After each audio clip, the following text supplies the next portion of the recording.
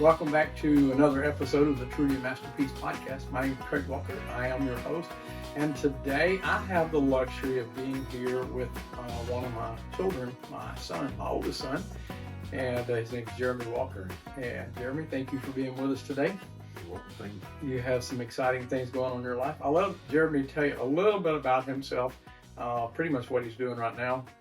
He was a worship leader when I was a pastor. When I was a church planting pastor for most of those years, he was the worship leader for our church, and we enjoyed him tremendously. And then he stepped away from leading worship, and today, Jeremy, you're doing something else, and I'll let you tell people about that. I'm a home builder, and I love what I do. Ever since I was a little kid, I've always enjoyed building things. I think, now my recollection as a small child is fuzzy. Some of this is because of stories that I've heard, but I think I was probably 5 or 6 years old, and I built my first boat. Now this boat was, use that term loosely, because it consisted of some leftover blocking some guys had thrown away that was building a house next door to us. I gathered that 2x6 blocking and some piece of scrap plywood that I found, and somehow nailed them together, probably with your help. But that was my boat. The plan is that I was going to hold on to a rope, and you were going to pull me behind your boat, so that when you went fishing, I could be in my boat, you could be in your boat, and we could both have our own boats. Yeah, well, I think that went about as good as your next project. Fast forward now a few more years, and you're a teenager, and I had you build a shed for our church. This was when I was a brand new pastor and a church that didn't have money for anything. Yeah. And so either I did it or my family and I did it, and we built a shed. And so I got tasked with building a shed for the church, but that was before I had learned to use all the tools that were like at my disposal. One particular tool. A square. Yeah, a square. Make and it a level. Yeah. I was good with a tape measure. I was good with a saw. Uh-huh. Hammer, nails, had that down. Hadn't mastered the square and the level part yet. I remember the door being a little bit of an issue. Well, we ended up building a custom door. Yeah, we did. Okay, fast forward from building that to, okay, what are you building now? Now, I'm working in downtown Dallas for a local home builder, luxury home builder. We just finished our first, I guess, commercial residential build, which you guys got to walk through the other day. It's a spec home, so it's not owned, it's for sale. But it was just written up in the last month or so by a few different people. Dallas Business Journal did a write-up on it. Another prominent realtor in the Dallas area just did a write-up on it. But it's currently the most expensive high-rise apartment in the city of Dallas. Yep. And when Mom and I left, first of all, we were there just last week, and we walked through it. We saw it early on when they started, came through in about the middle, and now we came back when it's all finished. It's actually furnished, it's staged, I guess, for people to walk through, make it look like it's presentable for buying. And so we walked through it, and I was pretty much at all. I was highly impressed. I know how far you've come. I know how skilled you are at it. And we met the realtor that's hired to manage the sale of this project. We met her while we were there, and she was lavishing praise on Jeremy for his building and the privilege she had to work with him to get it built. And then she reminded me that I should be proud of my son, to which his mom and I both said on the way home, she didn't need to tell us that. We already were. And I just looked at Mom and I said, do you realize Dallas is a big place? And to be a builder in Dallas is kind of a big deal to build these. And I said, but do you realize, I looked at her and I said, do you realize that our son just built the most expensive high rise, is it a condo, whatever it is, residence apartment in all of Dallas, Texas? And she said, yeah. And then we kind of reveled in the moment and gloried in it. Be a good term. Well, that's my son, Jeremy. He's married, has 3 children, and they are like my children. They're just the apple of our eye. Well, I'm privileged to have Jeremy with us today. I want to talk about something today that I wrote it out. I've got my notes right here. I just wrote it out. It wasn't scripted at all because it's just an idea that I had that I thought this will be helpful for everyone to talk about. And I just thought he would be great to be here for me to kind of reveal this revelation and at the same time get his feedback, and we'll just tell stories and build on it. And I think it's really going to be helpful to you. It'll be a good challenge to you as well.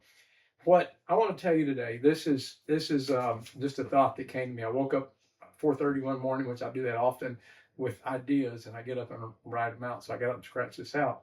But the idea that I have, this is the challenge I have for you, and that is to become fully you, to become the person God created you to be, the person that you enjoy more than anything else in the world being. To do that, you've got to do something scary. And here it is. You have to give up being who you're not. And that's the crazy part. To be who you truly are, you've got to give up who you're not. And I say it's scary because when I first realized this, it was because I was having to give up a version of me that I don't particularly want to give up, or I didn't want to give up initially. And here it is. This is what I had to admit to myself. And now tonight, just before we started this recording, I told my son, I said, I just want to tell you something that, and I'm sure he already knew it, that I'm not very mechanical. And all my life, I've been thought of as that guy that you can just do anything. And part of it is part of my background. I grew up with a father that could do anything. He's literally like a genius at pretty much everything he put his hand to that was mechanical. It was working with his hands. And I have so many memories of people coming to our house as a kid growing up. A car's broken down, something they wanted to build, and whatever. And my dad would just do it in a few hours while they were there. And I've heard men, grown men, time and time again, just tell me, they look at me and smile and say, you know, your dad can do anything. And I grew up saying, yep, I know he can. He's one of those guys. He can literally do anything. Once we were at my uncle's, and this is a great story for me to tell, it's one I enjoy telling, because it's one of those he can do anything kind of stories. And my uncle just bought, he was a farmer, and he'd bought a 2-ton bean truck and hauled beans out of the field in. And my cousins had gone to Iowa and picked it up and brought it back to Mayfield, Kentucky, our hometown. And when they brought it back, they said, man, Dad, you should have got 2 gas tanks. We only went about 100 miles and we had to pull in and get gas. And my dad was standing there, and he said, well, let's just make another one for it. And so they went to town, and we're there visiting over a weekend. The time we moved to Indiana, we're there visiting for a few days, a weekend.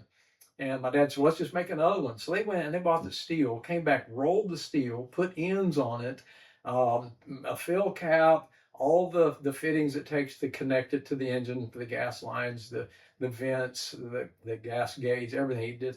He didn't make the gas gauge, bought that, put it in it, but it built that tank and then built the brackets, hung it up underneath that truck in a weekend that looked like it was made for, like it about came out of the factory.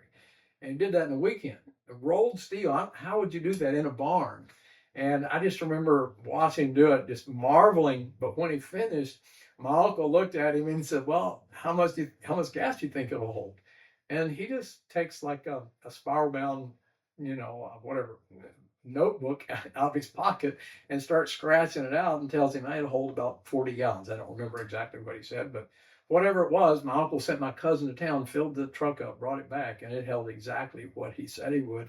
And my uncle just looked at me and said, what everybody else always does, says, your dad's a genius, you know it. I said, yes, sir, I do. He really is. He can do anything. And so I grew up having been exposed to that. We had a welding shop at home. I could play with a cutting torch, a welder, all the hand tools, and I could just do that. And my brother and I grew up working with all this stuff. And so I just had developed this title that you can do anything too, because I have been able to fix a lot of things because I've just seen it done, and I've learned how to work with my hands, and I learned that if you think about it, work at it hard enough, you can figure it out. But here's what I had to come to realize and had to come to admit is, that just doesn't come natural to me. That's not who I am naturally to be able to do all those things. And I know, Jeremy, you grew up with me because we talked about it, and especially when we lived in Mesquite, and no, you'd already built your boat. We lived in Brownsville, Texas at the time. Yeah, a little bitty then. Yeah, so we'd already moved to Mesquite, and you're seeing me build stuff. I was thinking we talked about uh, having this church where I was the pastor, and we roofed that church. Yeah. My family and I, we roofed the church. A couple other guys, Kevin Qualls, and I don't know of anybody else honestly that helped us. And it was a 2-story church, and you and me and probably Mindy and got up on that thing, and we roofed that entire church ourselves, and that's pretty amazing. But we just did stuff like that. There was a time when our house, a neighbor was throwing away these French doors on the back of the house. Well, our house didn't have any of those, and they were throwing them away because they rotted, wood had rotted, and so they took them out, put them in the trash. And I went over and said, "Can I have those?" Because they'd been a few $100s to buy them. We couldn't buy that. And they said, "Yeah, they're junk." So they gave them to me. I brought them home. I cut the bottoms of the doors off, milled some wood down, and really, when I say mill it down, I'm probably just using a table saw, a cheap table saw, and milled them down, drilled them, put dowel pins in it, and glued them up. Put it all back together. Put the glass back in it. Finished it out, and cut the hole in the wall. We put all that in, and again, I'm really not mechanical. I can just figure it out. I'll just make mistakes and don't worry about making mistakes.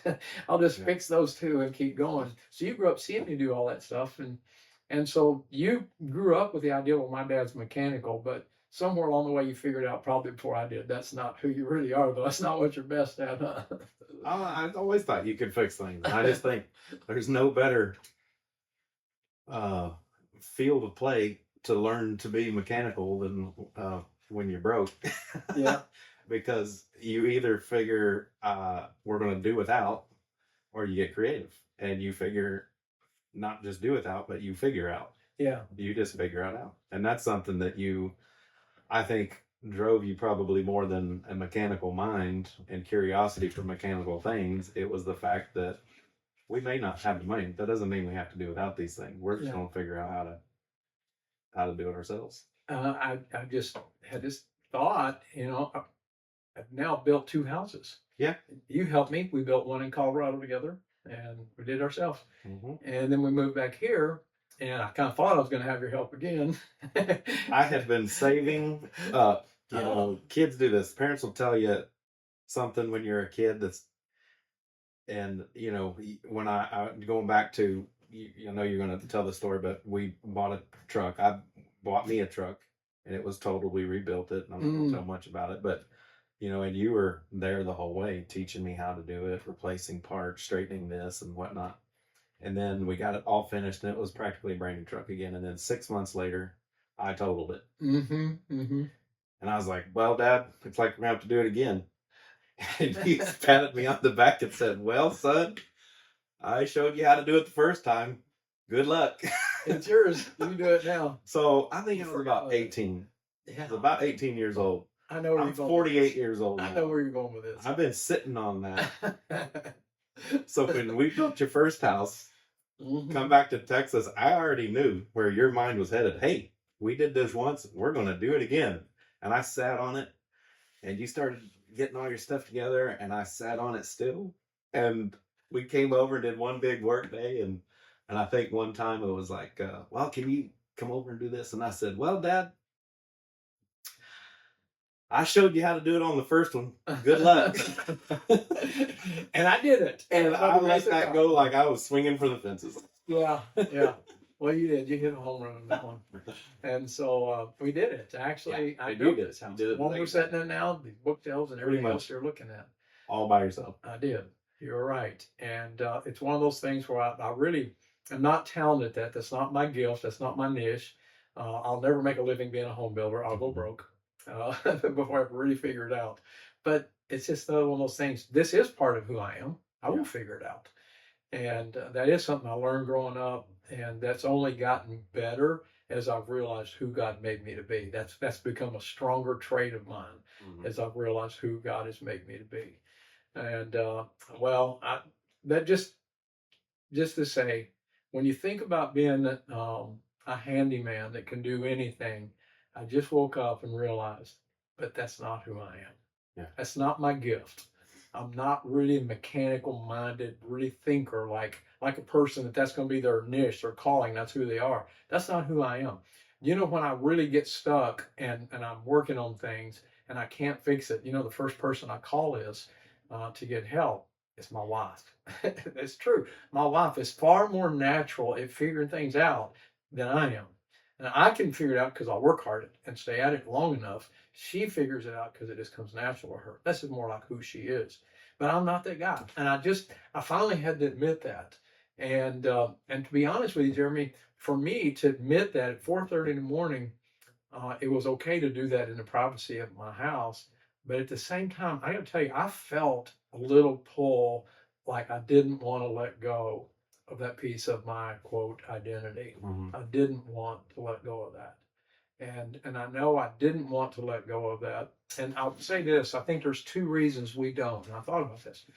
Um, See if you can identify with either. The first is uh, it's just who we've always wanted to be. Mhm. And so you've looked at someone else and so you love it about them so much and the accolades they get, you want that for yourself. And so I looked at my dad and my older brother and they just get all these accolades because they are that guy. Mhm. And I really wanted to be that guy. And I could try the rest of my life and I won't be the one that comes up with the best ideas. I won't be the one that comes up with the fastest fix. And because God did not make me that way. But I really wanted to be that guy. And so I hung on to it. I've hung on to it for a long time. In fact, it was just about 2 weeks ago that I just humbly, finally said, but I'm not. That's not who I am. And it was hard to let go of because I liked the idea of being that person. So I was thinking about this, and I think that's one of the reasons we don't let go is because we just like it. Oh, let me say this. I don't want to forget this. This is another good thought Mhm. that you don't. This makes it hard to find your true self. Finding your true self, the person God created you to be, it's you don't not find that person because you don't like that person. It's not because you really looked at your talents, weighed them out, and decided, oh, I don't like who I am. No, it's here's the problem.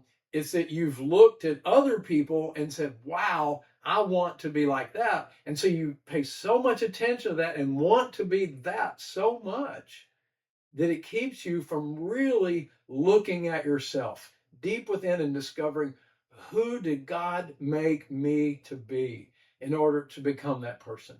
So we reject, it's not, let me say it again. We don't reject who we really are.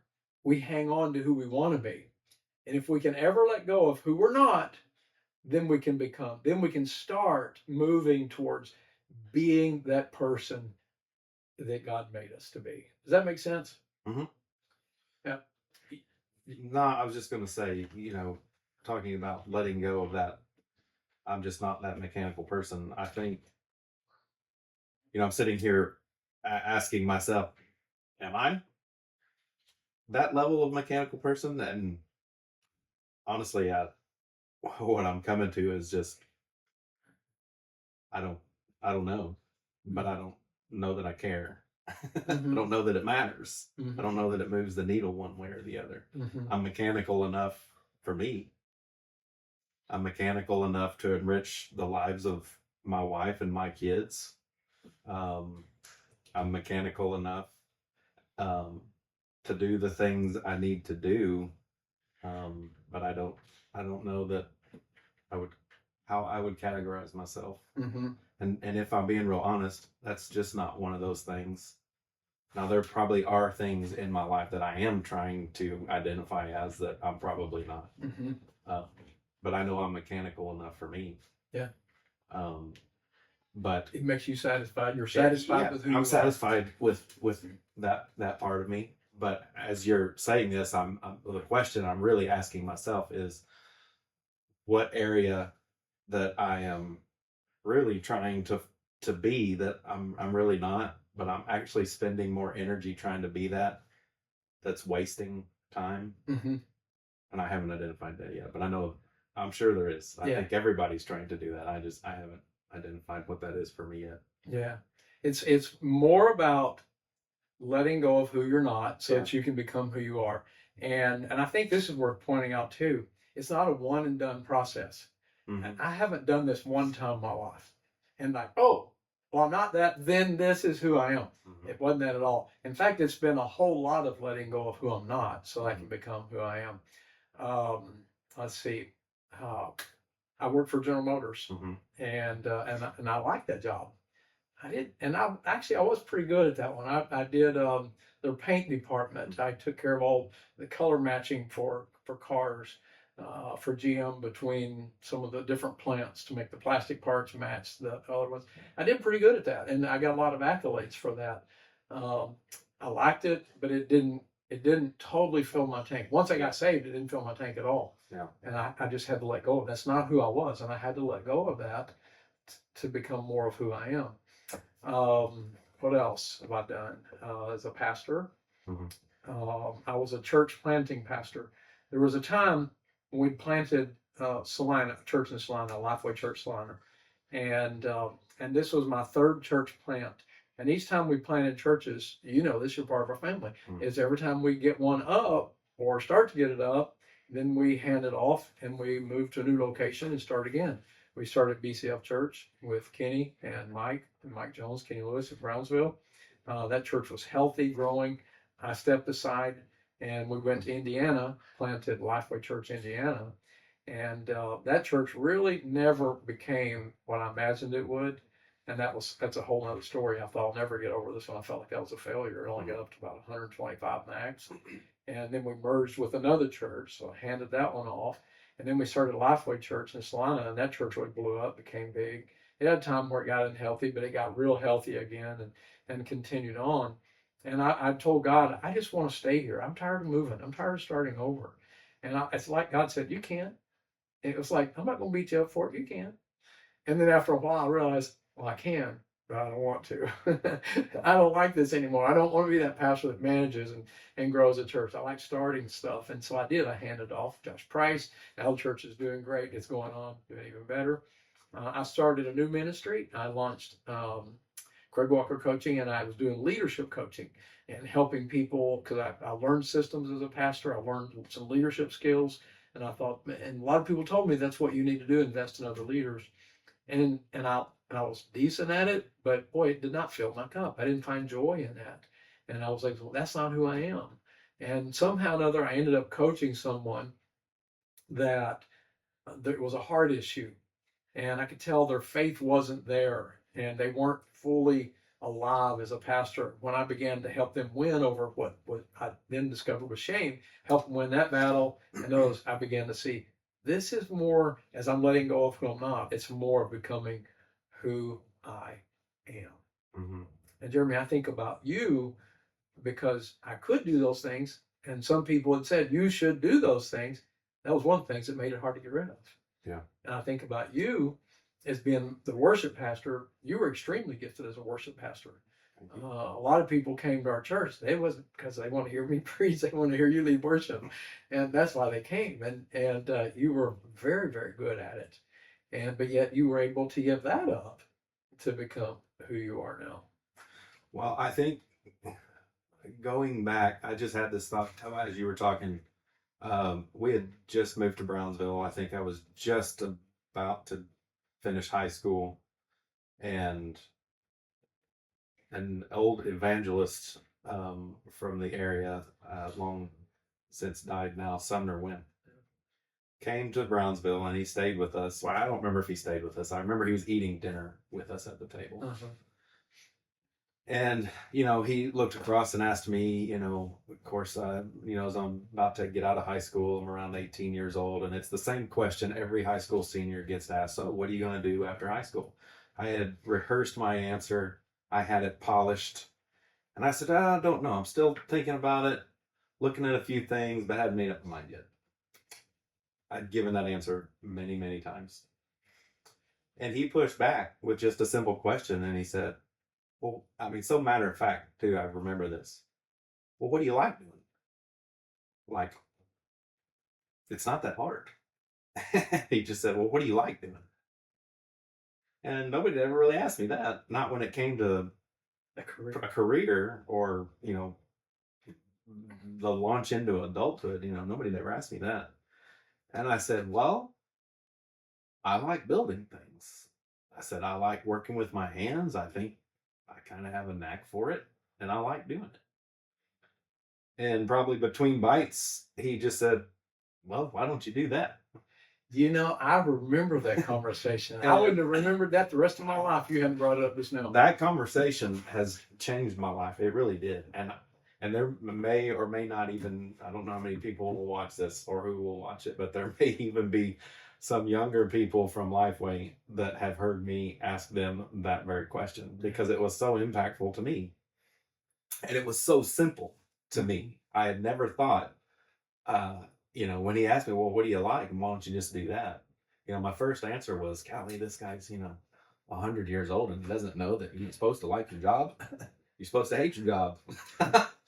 And so, but he went on, he said, in my experience, which, I say he was 100 years old, he was probably 70 or something at the time, but he looked ancient to an 18-year-old. Yeah.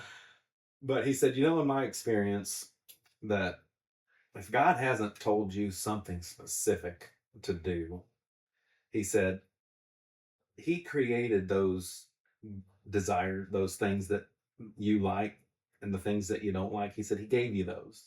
He said, he gave you those for a reason. He said, so if he hadn't given you anything specific to do, then just do that. And you'll be living out the way he made you. That's great advice. And that was it. That was really it. I appreciate you saying that so much. Probably advice I've ever gotten. I think and the reason I share that is now I'm 48 years old and I've had a plethora of jobs. I mean, a lot. I was telling somebody the other day, that I worked with now for the last couple of years. Every now and then I'll say, I used to do this. And then one day I said, I used to do hay in Colorado. And they're like, how many jobs have you had? Because I've done a lot of things. But I can go back now because chronologically I've got the data, to mark all this down, and I can just see how God directed that. So I was 18. He said, well, just do what you like doing. I said, well, I like building things. So got some good advice and decided to go to college for construction. So I did that. I get out. I got a job, met Deanna, and we got married right after that. We had moved now from South Texas. She and I had moved back to the Dallas area because I was working as a trim carpenter in the building industry. And I did that for a year. And that was right about time you and the family moved to Indiana to plant a church. And I remember talking to you and just thinking, I don't know what's going to happen. And, you're such a vision caster. I saw myself in it for sure. And so I remember telling you one night on the phone, I think you'd already moved actually to Indiana. You'd already come through and you'd already moved up there. And Deanna and I just had this conversation one night. I said, I just feel like that God's going to do something up there. And if we don't go, we're going to miss it. I said, I don't want to miss it. I don't know what he's going to do, but I feel like if something's going to happen, I don't want to be on the sidelines. I want to be a part of it. And so we did. And so that moment right there is like Sumner said, until God gives you something specific, just do what he created you to enjoy and what you're good at. And so that moment was when he said, all right, now I've got something specific for you. And that was the beginning of my movement towards being a worship leader. I had no idea how. I played the guitar a little. I'd never sang in front of anybody. And you'll remember the very first Sunday. I do. Mina Kim, not Kim anymore, but Mina, if you're watching this, you'll remember this. That first Sunday was a train wreck and a half. I'm telling you, I knew so little about it. I didn't know that you should tune your guitar to the piano. I tuned it off to the side to my ear. And from the first strum and she hit the chords, I went, oh no, this isn't going to be good. We're in big trouble. It was a train wreck. It was horrible. And it worked out. It worked out. Not that Sunday. That Sunday just ended a train wreck. I think we enjoyed it. Sorry about that Sunday, but it just ended as a train wreck. but it worked out. But God specifically, right at that moment, said, "All right, now I've got something specific for you. You know, Mhm. I've given you all these tools. I've given you these desires. I've given you this brain that works a certain way. Go do that. Go make a living. Do what you got to do. Stay busy until I call on you." You know, Mhm. it's like the pitcher in baseball. You know, go warm up. You know, just We'll stay call you ready. when we need you. Stay ready. Yeah. And I'll call you when I need you. And so that's what I did. I stayed working and building and construction and carpentry and whatnot until God had something for me. And then in 2000, we moved to Indiana, and I started working towards learning how to be a worship leader because Mhm. it was a calling at that point. It's amazing how God has had both tracks running for you, though. Mhm. While you were a worship leader for us, we couldn't repay you much of anything. I- You had a church plant. I continued construction. You did construction. They just kind of alongside each other. So who knows what God will do in the future? It's like me as a church planting pastor, and now I'm a coach and Yeah. an author. Who would have thought that? I never would have thought it. But I've kept doing what I like to do. Mhm. And with a sense of calling, this is what God made me for. This is a good point to bring out. Scripture says this: "For God is at work in you both to will and to work for his good pleasure." That's called the grace of God. He is at work in you both to will, to give you the want to, and the power, the desire and the power to do what pleases him. And so that's, you've got that desire, and then you develop the skills. Mhm. And I say this a lot, it's in my book as well. Just talking about David as a shepherd boy. He had no idea that as he was perfecting his craft Mhm. of slinging a stone to care for sheep, that God was going to make him a national hero with those skills that he was developing that day. He had no idea. Yeah. He was just being faithful. So I say, give your skills, or perfect your craft for God's glory. Give yourself to perfect your craft for God's glory. One day you'll discover that God's already perfected the perfect opportunity for you to glorify Him. He'll take what you've learned and leverage that for good. Yeah. And so, and that's really all you've been doing. And that's really all I've been doing for a lot of years. And I just see how God is using that more and more of His kingdom. By the way, I want to say this because it's easy to get trapped into doing what other people think you should do. Jeremy was a worship leader, and it would have been easy for him to get trapped in to always be a worship leader. Because there are people that would say, well, a worship leader is you're impacting people for the kingdom of God. And that construction, that's just building houses. You want to build the kingdom. It could have been that kind of logic, Mhm. and people do think that way. But let me just tell you this: if you're not called to do it, then you're not going to glorify God in doing it. That's just being who He didn't make you to be. And so just keep being you, keep showing up, letting go of who you're not, every chance you get, so that you can become more of who you are. That's how you'll glorify God. I think He's glorifying God by being a builder today, just as much as He did when He was a worship leader. So there's things we have to let go of in order to become something else. I want to go back to one more thing, and that is that this is hard. It was hard for me to admit that's not who I am. I just wanted to hang on to it. I think a lot of times we're like this king. You know, he's a little bitty king. He's only 12 inches tall. Okay, 12 inches tall. And he had this vision growing up that he would be this great king, this handsome, the handsome prince, grow up and be the handsome king. He had this great vision to be that king, but he's only 12 inches tall. Well, he becomes a king one day, and he inherits the throne. And he just always looked down on himself. I'll never be a great king. I can't. I'm only 12 inches tall. Always looked down on himself. And then one day someone told him, said, "Oh, king," said, "you're a great ruler." And he lived happily ever after. Okay, that's a dumb dad joke. I know it is, but doesn't it make a great point? Honestly, think about that. It's just who he wanted to be. I'm hanging on. This is the idea of who I want to be. But now I'm not supposed to keep a straight face while you say that. Doesn't that make a good point though? Seriously. I just want this life so much. I want to be this. I want to be that so much that you're not letting go to be who God really made you be. And that just goes back to underscore a point I already made. The hardest part about this thing is it's not that you don't like you. This king, he loved being a ruler, 12 inches long.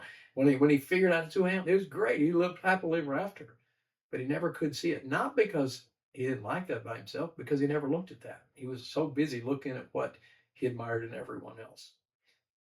it's the hardest thing. So you get good at letting go of who you're not. Get humble enough to let go of who you're not, so that you can become who you really are. I probably scratched out some notes that I haven't hit on. It'd be worth mentioning. Um, Well, while you're looking at that, I'll just say, can as I continue on in my timeline, looking back, how God has said, well, just do this until I call on you. And I would go back to construction until 2000. And then it was, well, do construction to supplement, make a living. I was a husband at the time, not yet a dad, a father, but supplemented with construction. And then for the next 13 years, it was 2013 when I left Lifeway in Salina. So for the next 13 years, I worked very hard at learning how to be a worship leader because I didn't know how. There wasn't a seminary, even I say back then, it seems like it's 25 years ago. There wasn't seminaries for worship leaders. I remember renting Chris Tomlin DVDs from the library and watching, and just how do you, I was just grasping at anything. I surrounded myself with other people that were a lot better at it than I was. And I tried to, learn from them and mimic them really at first until I kind of learned some things. But fast forward now, all my time in ministry and the exposure to fantastic leadership training.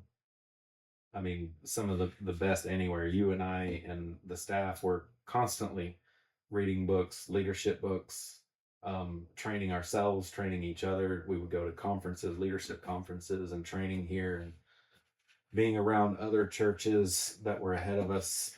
And fast forward now, when my time with leading worship came to an end in 2013, and then I started moving back towards construction again, and then now where I'm at today. In the last couple of years, part of it's just, I think, my age. I'm not the young guy on the job site. I'm not the kid on the job site anymore, where everybody's trying to teach me about life and teach me about women. I'm that guy up here now. You're teaching guys about women. Yeah. Oh, yeah. If you got 5 seconds, I'll tell you everything I know. Uh-huh. But no, I've got foremen, crew foremen, electricians, framers, sheetrockers. I've got all these guys on my job site. Some more, because of their scope of work, they're on my job site for a long time, months at a time. Some come in for a week and then they're gone. But I've got a core group of guys right now that have been on my job site for a better part of a year, between a couple different builds that we're doing. And I have made a relationship with all of them where probably half of the conversations that we have they're not happy with where they are, and they don't know how to take the next step. And I find myself being a leader, not being a boss, not being a manager, not being a construction superintendent. I find myself being a leader to them when they encounter a situation and they're talking about something with the people they answer to. And I had a guy come to me the other day. He says, I'm really going, I don't know what it's going to be like going to another, when I leave this job site to go to the next one. He said, because I feel like I've learned so much on this job site. Not about my framing, he said, but just getting to be around you, and getting to see how you view things. And so I look back now and think, you said it a minute ago about how none of that time is ever wasted. Yep. And now, all of that leadership training that I got, and how to really, what's important to people, and really how to help people get rid of what's not important, view what is important, live for what God said is important. And now I've taken all of that training that I got there, and I'm deploying it now in a construction field where I've completely flip-flopped. Before, I did construction to supplement a ministry. Now I'm doing ministry while I'm doing construction. Yeah. And so it's the same. It's nothing is lost, nothing is wasted. It was just, even that time was preparing me for what I'm doing now, just as though construction was preparing me for ministry, and now it's just flip-flopped. that'd be a great place to transition what you just said. I think it's good to point out one, what we're talking about here is not your identity, not yet. It'd be easy to conceive that what we're saying is you are. You are a contractor. Mhm. I am a writer. I am a Christian coach. Identity. I am this. I am that. That's not what I'm saying. I'm saying you've got core talents, core things that makes up several things that makes up who you are. And what I'm really trying to say is that that's your true self. You, just talking about you. That's your true self. Things that you're really good at, things that you're not really good at. You're letting go of what you're not. So you're focusing, honing your skills on the things that God really made you to do. And you learn that by paying attention to yourself. But I don't want you to confuse this, that we're talking about your identity. This is not your identity. Your identity, my identity, is a servant of Jesus Christ. I'm a child of God. I'm born into the kingdom of God. I'm born into his kingdom for his purposes. And so whether, Jeremy, you're a contractor, I'm a Christian coach, a worship leader, whatever it is that you are, number one, if you're a Christian, you are a child of God. That's your identity. And so your true self fits underneath that identity, because honestly, there's a lot of times that I have to live outside of myself, what I'm good at and what I'm not good at. But I never have to live outside of that. I'm a child of God. And then I know that I'm loved by him. I'm empowered by him. So whatever it is he asks me to do, I can do it. I can do it with purpose. I can do it with passion. And I can do it for his glory. And so just understand, we're not talking about identity here. I just wanted to say, I think the difference is our identity is we're a child of God and that we live on mission. Our true self just determines how we go about doing that. Yeah, that's it. That's the niche that we fit in to be that person. Whether you're living on mission as a worship leader, a coach, a horse trainer, a photographer, whoever, that's your true self. But that's just how you go about living on mission. Yeah, I couldn't go about living on the mission as a child of God, as a chef. mm-hmm. Not for very long. I'd have no platform to speak from. You know what I mean? Just kind of using the worship leader because they're on stages and a platform, and I always equate that to saying it. Everybody has something to say, but not many people have a platform to say it off of. Mm-hmm. I have to use construction right now as my platform to live on mission and to point people towards Christ. I couldn't do that from somebody else's platform. Yeah, I get it. So this is just my platform, and that may not make sense to anybody else, but that's how my brain makes works. Perfect sense to me. Because everybody's brain is different. That's how my brain works. Yeah. Well, let me wrap it up by saying 3 things that I think you can do that will help you to discover your true self in your identity as a Christian. Number 1, you must be born again. And you have to have the living Spirit of God inside of you. He makes you into a new person. The Holy Spirit's awakened in you, and he begins to speak to you and tell you who you are, what you should do, and how you should live. You want to get very good at being surrendered to him and listen to him speaking into your life. And as he does that, you also, number 2, pay attention to how he made you.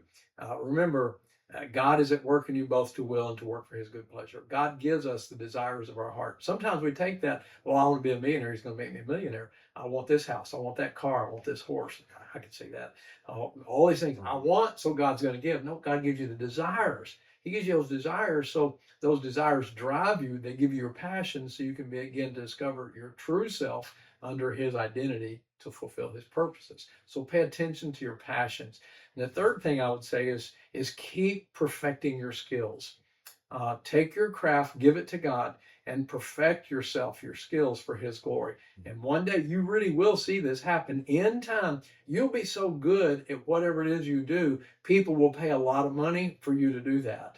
And so just trust that when you give yourself to perfect your craft for his glory, you will discover he's already perfected the perfect opportunity, or crafted the perfect opportunity for you to glorify him. It's built on trust. Everything you do is built on trust. And that's all I want to say about this podcast. Is I think it's been enjoyable. I've had a lot of fun. I enjoyed you being here with me and being a part of it. Just to wrap it up, let go of who you're not so that you can become who you are. And you're really going to love the person that God created you to be. Trust me on that one. God made you. You are his masterpiece. Till next time, live the life God called you to live. And we'll see you next time.